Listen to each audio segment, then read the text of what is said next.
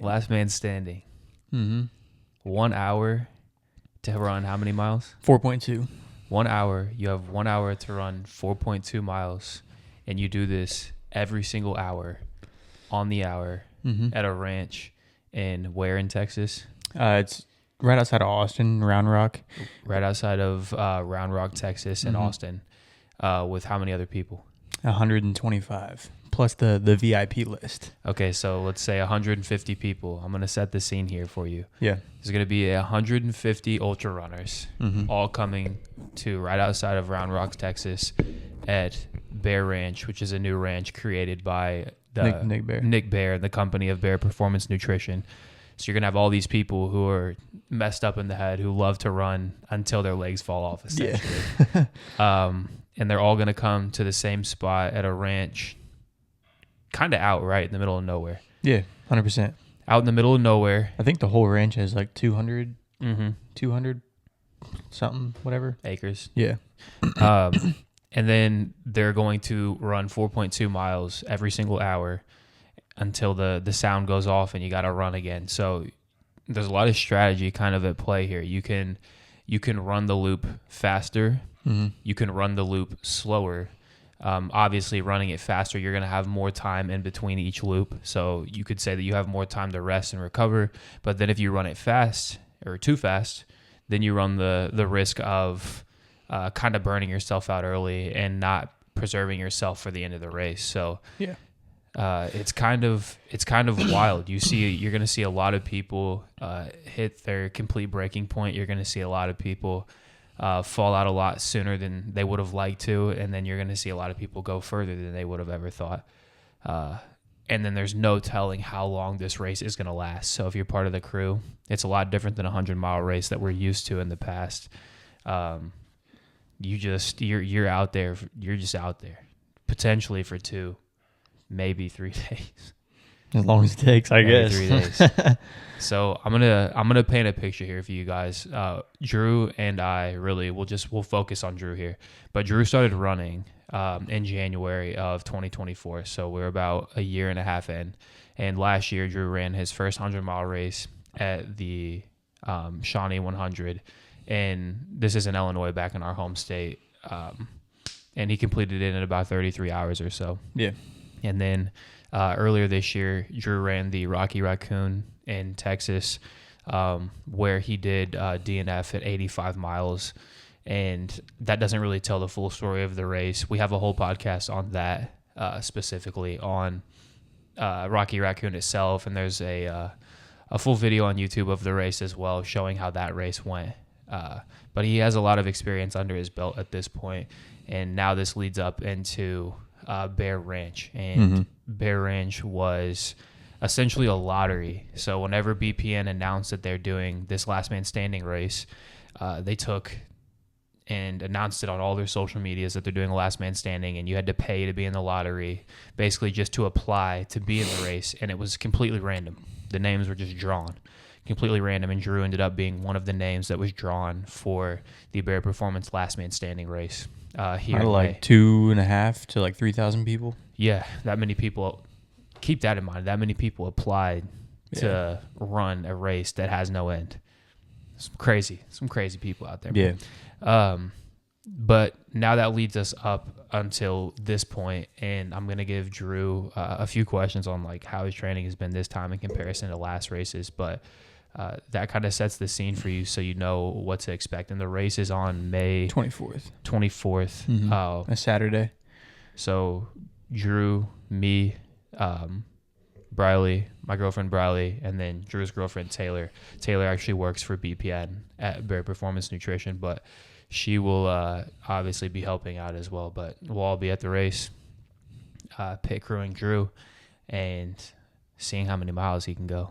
There's some big names in this. I know that like Truett Haynes is racing in this, and he's been on a dude. Yeah, that's a whole different topic. A complete tear. That man, I believe he ran like 3 marathons in 1 month, and then back-to-back weeks, and then this week. That's why I called you yesterday. He's put in 80 miles this week, and yesterday decided to run for 24 hours and do 100 miles. So that's just one of the one of the athletes that you have competing. 180 miles 1 week. Yeah. On top of that, you have Chad Wright, who's pretty much the godfather of the sport, I would say. Yeah. He's like, I don't know as much about the sport as you do, but I don't want to like, this wouldn't be any disrespect to Chad Wright, but like for people that don't even know who Chad Wright is, like the similar comparison is like David Goggins. yeah. Like he's an ex-Navy SEAL. He's an ultra runner, just like David Goggins. Honestly, don't know which one would win if they did run an ultra together. If they were both in this race, I'd be curious to see who would win. I will say, even if you're not into ultra running, you should check out. I can't think of the title of Chad's documentary that I watched. It was on Amazon. Oh, his last man standing race. I think it might be the last man standing. Maybe. Yeah, it was good though. Regardless, if you look up Chad's name, there's a documentary of him running a last man standing race. He's known for his mentality when it comes to these ultra races. So if you kind of want to get a vibe for what these things are like, he has a really good one. But those are two notable names that are going to be in the race. There's a lot more that I'm honestly not aware of. We don't know just yet. I mean, we'll find out. Like I know Lucy's in it. Yeah, Lucy Davis is in it. Sally McRae's going. I don't know if she's running. Gotcha. She might be running Cocodona. That's probably why she wouldn't run Bear Ranch. And I think Max Jolliffe, which is the one that just won the Moab 240, he's also running Cocodona. So he'll be there, but I don't know if he's going to run it either. Right. But. So you have this big race. A ton of people in the community are going to be there to support it. And I know coming off your first race, I would say you were on a high. This is what we go back to talking about when you start something new and you don't really know all of the ins and outs and you have a little bit of success in it. You're extremely optimistic. So you come off that first race, you completed 100 miles. It's your first time. It's like, wow, I just ran 100 miles. That's absolutely insane. Yeah. Then you put in another training block. We go to the Rocky Raccoon, and we're trying to finish that one in under 24 hours. Yeah. If we go back, I've had long enough now to like reflect on like that race specifically. Mm-hmm. And I think what like had really happened too is like the very first race, like everyone talks about like ignorance is bliss. Mm-hmm. Like I didn't know how long it was going to take me to finish the first 100-mile race I'd done, but it took me 32 and a half hours. I just kept going, and then I was like, well, all right, like I'm this close now, and like I don't really know what that feeling is like to go more miles. But then like you finish the race, it was 32 and a half hours. I get to the second race, and like I know what that feeling is now. Like I know like that point I got to whenever I was with you, like the 90 to 100 miles. I know what I felt like. And I think what happened the second race is I got to like it was more like 75, 80 whenever like I hit that point. But that was whenever I was like back to being like alone again, kind of. I mean, I was with Jason, but we weren't really talking.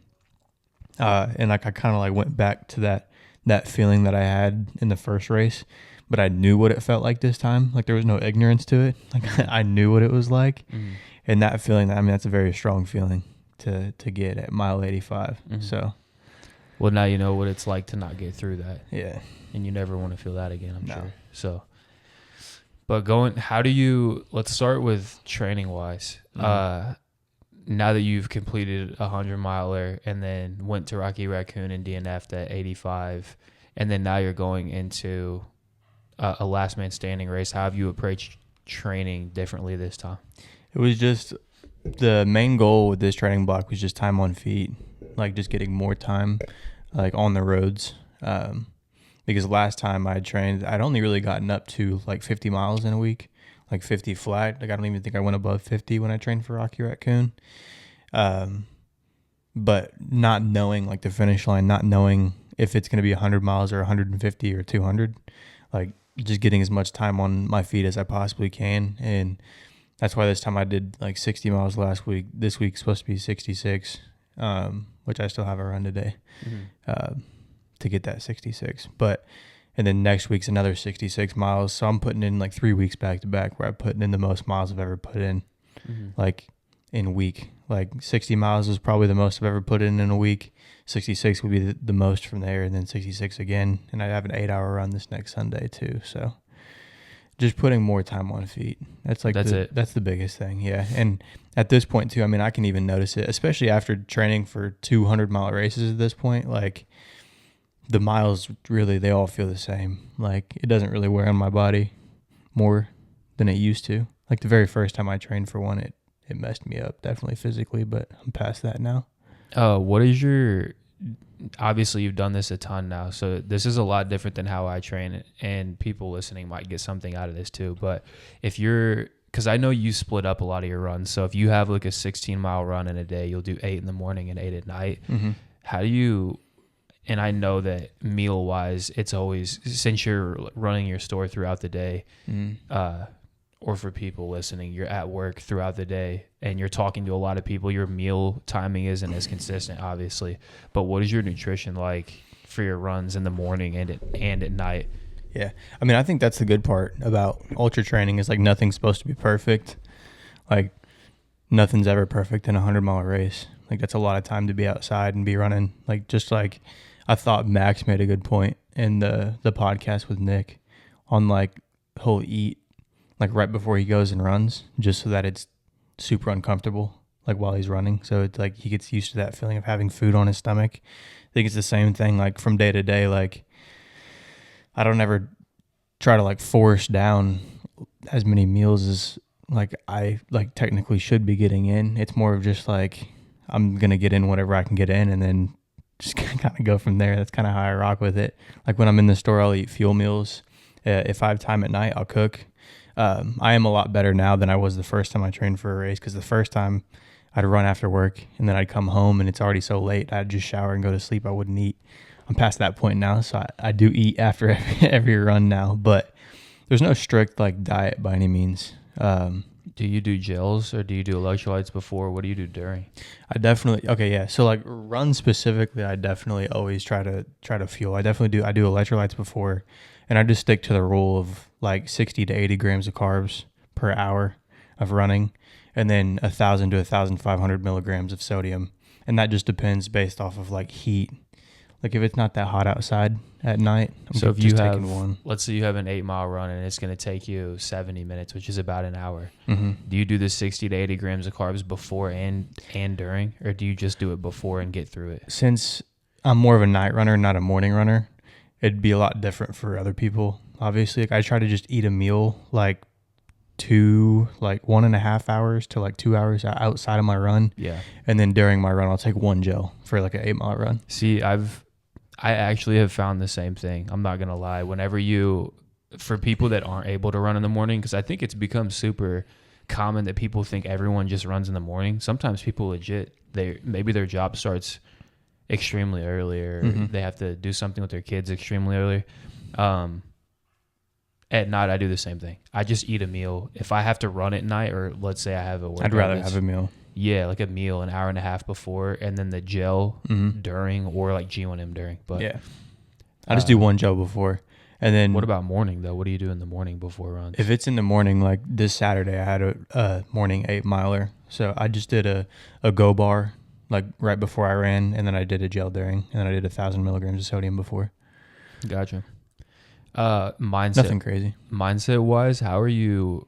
What's different about this one? Truly, like what's going on in your brain, going into this one, and truly just transparent, just honest with how you feel about this one versus the last two. The first one, back again to like ignorance.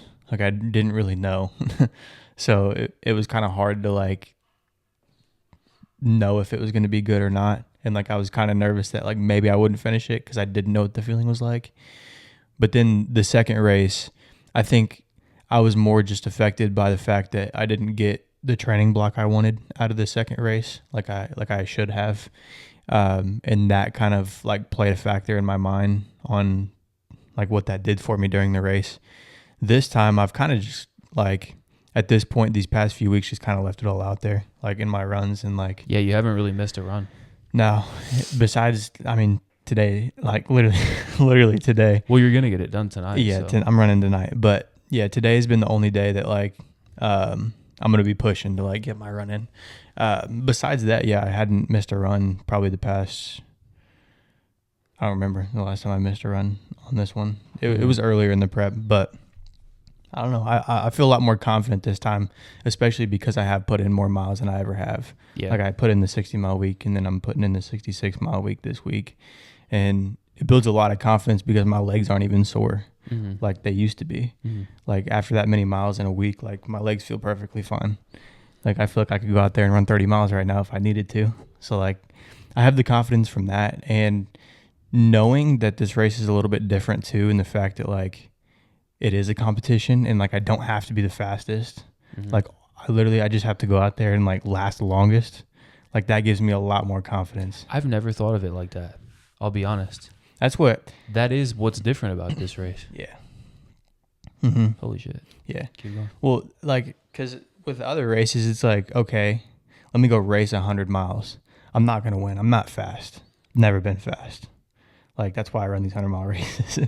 Because I'm a little bit slower and, like, I can just run forever. Yeah. And the second race, I did try to run fast. I tried to run it at a certain time goal, and, like, I got fucked up.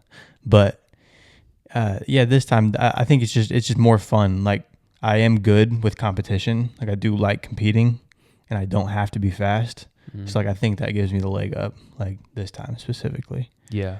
I would say this from my perspective. I think watching you train and everything that you've kind of held up in your life outside of it, obviously you're young and we both are, but we don't have like family, kids, that type of thing. But you do work 11-hour days. 6 days a week? Mm-hmm. Well, yeah, I mean, 5 days a week I do. Which doesn't... 2 days is... I also don't bring that up to anyone listening to brag about hours worked, because I don't think that there's any... there's not really a win in the amount of hours you're working in a week. That just happens to be the card you're dealt right now. But what I'm saying is I watched you the first time train what we thought at that point in training was hard. Mm-hmm. But in terms of weekly mileage, probably not. Yeah, not crazy. Near of what you probably should have been at. Mm-hmm. And then the second time watching you, like, and this is just normal. I think a lot of times you hear people say that they hit this and that in prep, but you're sitting here saying the second prep wasn't perfect. Like I missed a lot of runs where I shouldn't have, and you learned what happens when you do that. Yeah. And then boom, now you lead into this third race and you approached it completely differently. Haven't missed a run, 60-mile weeks the past 2 weeks. Today, to give an example, you drive 3 hours home so we can do the podcast, and we have a company meeting tonight in person with everyone. And then after the meeting, you're going to drive back and run probably at 9, 10 p.m. Through the town. Yeah. And that's fun, though. That's what your days look like. That's fun, though. Outside of that, for you, is there any this is kind of a wild question, I think, but that for me, I guess, if I didn't know anything about it, I would wonder if it's such a big event with a lot of big names, is there any anxiety for you to perform? I shouldn't say anxiety. I don't like the frame of that. Yeah. Do you feel more pressure to perform since there is a lot of, essentially everyone that is big in the space is there? I don't think that, like, that side of it doesn't make me like nervous by any means. Like that there's like big names, or like that they're like videoing for the social media page or anything like that. Like competing against those people a little bit, like with Chad Wright and like Truett, like they're different. Like those are like different human beings. Like we just said earlier, like what Truett has done this week, like that's insane. My goal is to go out there because like Truett and Chad, like they weren't picked out of the 125. I want to prove myself like among the 125 people. Like my goal is to go out there and be the last man standing out of the 125 people that got chosen. Were randomly picked. Yeah. And then be one of the last few with Truett and Chad, because they're going to be one of the last few. That's like a no doubt. And then just earn respect kind of like that way, so I guess. But I'm not going there to like earn respect by any means, but like. So you would say end goal is. I would say that's true. I don't think that sounds bad. Like the end goal is to earn respect in this space. Mm-hmm. Yeah, like you put a lot of time into it. I would say respect is what most people are after. But I think back to like you don't have to be fast. Like I think this actually gives me a chance, like at this race, to perform without having to be the fastest person there. Because most of it's mindset too. Yeah. let's play. I kind of do want to talk the environmental factors. So since it's a ranch in, I don't want to keep saying the middle of nowhere because I've never been there, but I do believe it's out.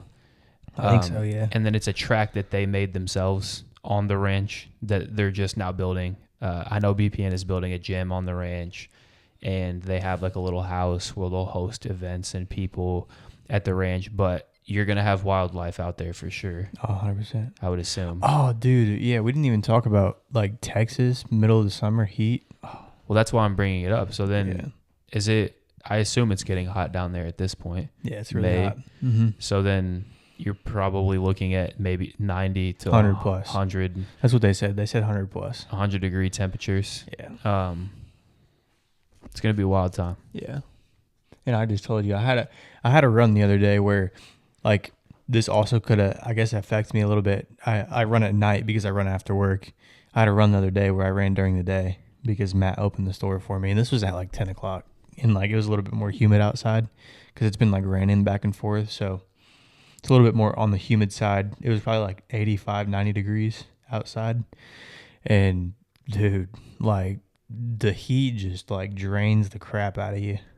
So like that's definitely going to be a factor. And I told you earlier on, like being able to deal with like fueling, like that strategy going in, I think will be a big factor. Are you going to change it at all? Are you going to go back to the kind of what we did the first race when it was really hot, the 1.5 grams of sodium per hour? Yeah. I talked to somebody and I talked to Tyler and he said that he'd cramped up real bad because it was kind of hot at his 200-mile race. And he had asked somebody like what to do because he started cramping up. And they said like you're drinking enough electrolytes, you're not drinking enough like liquid, like you're not getting enough water. So like I think that might be the issue is like that one time I went out and ran the 40, I was getting in a lot of electrolytes because I had electrolytes on this side and then I had G1 on this side. I just wasn't getting enough water with my electrolytes. So I think that's going to be more my focus this time. Got it. Is it enough water with? Also, you probably won't have to carry as much now that I'm thinking about it that way. Yeah, since it's so close. Yeah, since you see everyone every hour. It's kind of nice. Yeah. Not having to worry about carrying a ton. And probably also refilling like that bandana that they put ice in, bringing that back out. Yeah. You got to. Yeah. Refill that every hour. Keep you cool. That'll be the biggest thing. I think the heat is what's going to play a big factor. I think you got the stash coming back too. Oh, it's coming back. Yeah. So that'll play a pretty big factor in your performance on the day of. 100%. Yeah. Yeah. I heard that's like +5 loops if you have a mustache on the day. +5. I heard that puts you in top 10. Top 10. Only people with a stash can get top 5. Fair. I wonder how many of the runners do have a mustache. It's probably more than half. Has to be. Easily. Yeah. What is going to be... Have you had one of those workouts yet leading up into the race where you finish it and you know if I can do that, I'm good? Or is that probably next weekend for you? That'll be next weekend, yeah. What is your workout next weekend? I have... For people, I do want to kind of explain this because if you're not used to ultras, you probably wouldn't know a ton. Usually everyone... It's different from coach to coach too. I know you're about to say. Okay, maybe that is different, but yours has been this way every time, and most of the people I watch have been this way. Oh, I'm saying just like certain weeks out. Oh, okay, well, yes. Most of the time in the block, you're going to have one workout that mimics the race, and it's going to be like 30, 40, 50 miles, and then you have your crazy ones that may do 100. Yeah. True. But you want to be able to mimic the race as well as possible in that training, and that's what yours is next Sunday. Next Sunday. What is it?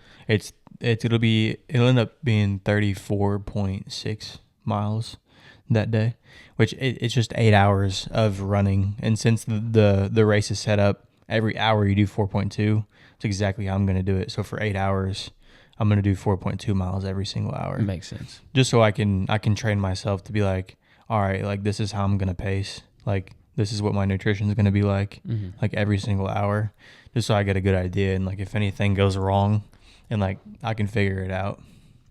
But like I was saying, the first time I did the 40-mile run, 5 weeks out from my race. And this coach likes peaking 2 weeks out. Mm-hmm. That's why it'll be 2 weeks out from the race itself. Is there anything this time that you want to find out about yourself that you haven't found out in the other races?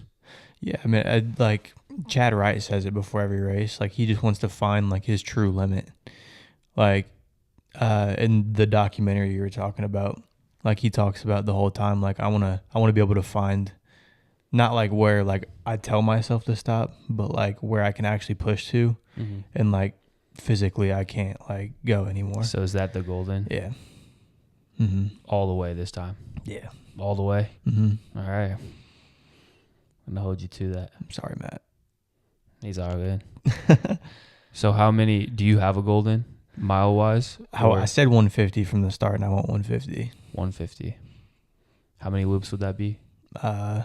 Loops, I don't know. That'll be 24 hours is 100 miles. 35-ish. So 36 hours. Yeah. Right? Yeah, 35, 36 loops. Yeah. Heck yeah, man. Wow. Yeah. I think you got it. Yeah. We're what at this point? Oh my, are we 2 weeks? 3. 3? It's getting close. So next Sunday is 2 weeks out. The Sunday after that's the in-betweener. And then it's that week. Yeah. Oh my gosh. Yeah, it's getting real close. Here we are. Yeah. Literally, it came up so fast. It's been cool to watch, dude. I do want to document this since we're talking. I think that this race will be transformative in your life. Yeah. So we can pull this clip after the race. Let's do it. It'll be cool. I mean, we'll meet a lot of people in the space, which is, I think, not even that. I think that I know you. I think last race I felt like you, and I'm not. I think everything's your fault. You stopping is your fault for sure, but I think that a lot of it comes with giving yourself permission, and I think that that's a bigger. From my perspective, and I could be wrong, I think last time you stopped because you were trying to take care of other people because you knew that if you didn't, that other people were going to have to help you out. I don't think that you were ever worried about yourself, and I know that about you. I don't think that you were ever worried about you'll go until literally the wheels fall off. I saw it. So I don't think that was ever your worry. I think your worry deep down is other people having to sacrifice in spite of you. But I think that you also have the wherewithal this time that you're understanding that races like this don't come around that often. No, and especially one like this. Yeah. Yeah. So might as well give it what you got. Yeah. And we already had that conversation still. Like I asked you like, what was like 3 or 4 weeks ago, if I should just go out there and like have fun with it and like just pull out at like a decent mile and call it good so that I could, be okay. And you're like, nah, give it your all. So yeah, I think and for people, I've said this 3 times, but to explain what you're saying save yourself for other things that are going on in your life. Like that way you can fly right back, get back to work. Yeah. That type of thing. I think this time, the difference is you've put in the training. And I think when you put in the training and the volume, I think your body learns to recover faster. So, and I know this is on a much... Dude, yeah, it's completely different, even based off the watch, too. Yeah, like your HRV is probably better. Perfect. Yeah, see... My training readiness is always in the green. That's how you know. Yeah, and I'm running 60 plus. Like the difference, like even for me, when I ran my first High Rocks race, just a High Rocks, 1 hour, I was destroyed. Yeah. And then this time, I probably could have competed the next day. It's just, I think you've put the volume in, and I think that you've really conditioned your body at this point. Now you have 1.5 years of experience, which in the grand scheme of things in the endurance world isn't crazy, but yeah. I do think that you're built mentally different than most humans. So it'd be fun. We're getting there. That's a wrap, dude. Yeah. Bear Ranch, last man standing. 3 weeks out, and obviously we'll keep people updated and yeah. Probably just do the usual, right? Post to the Instagram story. Yep. Yeah. Yep. If you do want to follow the race, we'll post to Drew's Instagram story and his feed and post a ton of updates on it. Again, it's on what day? May 24th. May 24th. It starts at noon in the middle of the day. Noon, May 24th, and we'll post updates the entire time on how it's going. And keep you updated. And then obviously we'll do a review podcast after the race to talk about how it went, as always. No doubt. Well, guys, this has been a wrap on this is an MnM episode, so Miles and Memories. And I believe this is episode 14. Here we go. Episode 14.